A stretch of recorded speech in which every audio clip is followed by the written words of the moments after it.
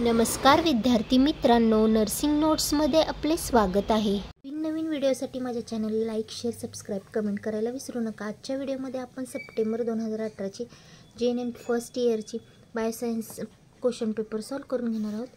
प्रश्न पहिला आहे, योग्य शब्द निवडून वाक्य पूर्ण करा। प्रश्न पहिला, टिंबटिंब हा शरीरातील सर्वात मोठा अवयव आहे। तर ऑप्शन दिले आहेत यकृत, त्वचा, जठर आणि आतडे। तर याच्यामध्ये यकृत हा ऑप्शन बरोबर आहे। आता शरीराच्या आतील विचारले म्हणून यकृत हे आन्सर बरोबर आहे, कारण शरीराच्या आतील सर्वात मोठा अवयव आहे यकृत। आणि शरीरावरील म्हणले तर त्वचा हा सर्वात मोठा अवयव आहे। सामान्य डायस्टॅलिक रक्तदाब टिंबटिंब मिलीमीटर मर्क्युरी असतो। तर याचा आन्सर आहे 80। ऑप्शन आहेत 60, 80, 140 आणि 120। तर डायस्टॅलिक रक्तदाब हा 80 मिलीमीटर मर्क्युरी असतो आणि सिस्टॉलिक हा नॉर्मल 120 असतो। खालचा आणि वरचा रक्तदाब याला सिस्टॉलिक आणि डायस्टॉलिक असं म्हणतात। म्हणजे वरचा असेल तर सिस्टॉलिक, खालचा रक्तदाब असेल डायस्टॉलिक। तिसरा आहे, जैविक कचरा व्यवस्थापन तत्वानुसार पेशंटच्या जखमेवरील मलमपट्टी टिंबटिंब बॅगमध्ये भरावी। आता बघा, हा प्रश्न रिपीट झालेला आहे।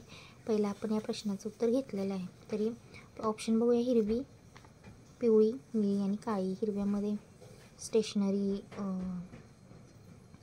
स्टेशनरीतले टाकाऊ पदार्थ, टिश्यू पेपर वगैरे असतील ते हिरव्यामध्ये टाकलं जातं। पिवळ्यामध्ये जखमेवरील मलमपट्टी म्हणजे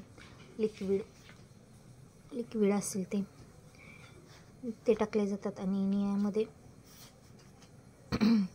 निळ्यामध्ये बायोमेडिकल वेस्टेज आणि काळ्यामध्ये शार्प मेटॅलिक ऑब्जेक्ट टाकले जातात। म्हणजे जखमेवरील मलमपट्टी पिवळ्या ह्याच्यामध्ये टाकली जाते। ऑल्फॅक्टरी नर्वमुळे टिंबटिंबचे ज्ञान होते। ऑप्शन दिले, चव, वास, आवाज, स्पर्श। तर ऑल्फॅक्टरी नर्वमुळे वासचे ज्ञान होते।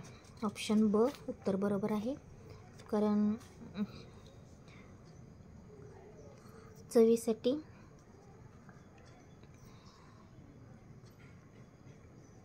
फेशियल नर्वमुळे चवीचे ज्ञान होते।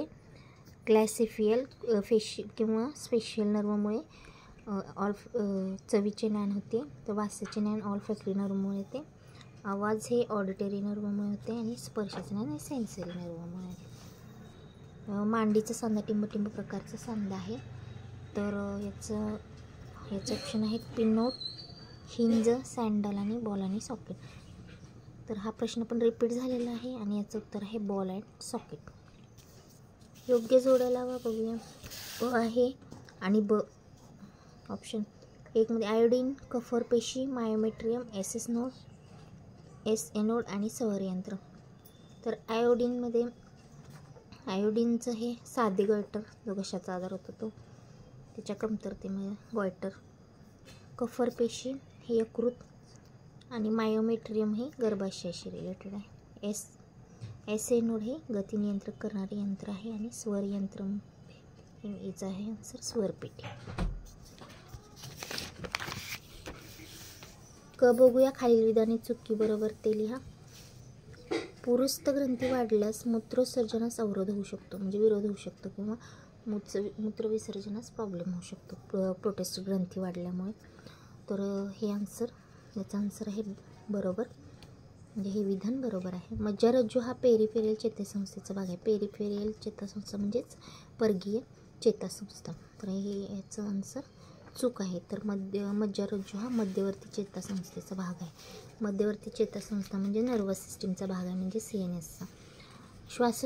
श्वासाच्या प्रत्येक सायकलचे नॉर्मल डायटल व्हॉल्यूम 500 मिली एवढे आहे। परत रिपीट झाले प्रश्न, याचं उत्तर आहे बरोबर। गुडघ्याच्या सांध्यात पटेला भाग येत नाही, याचा आन्सर आहे चूक। गुडघ्याच्या सांध्याच्या पुढच्या भागात पटेला असतं, म्हणजे नी कॅप असते, त्यालाच पटेला म्हणतात। मोठ्या आतड्यात अन्नपचन होते, हे याचा आन्सर चूक आहे, कारण मोठ्या आतड्यात नाही तर लहान आतड्यांमध्ये अन्नपचन होते। तर पुढील क्वेश्चन पेपर पुढच्या व्हिडिओमध्ये लवकरात लवकर घेऊन येणार आहे। थँक्यू।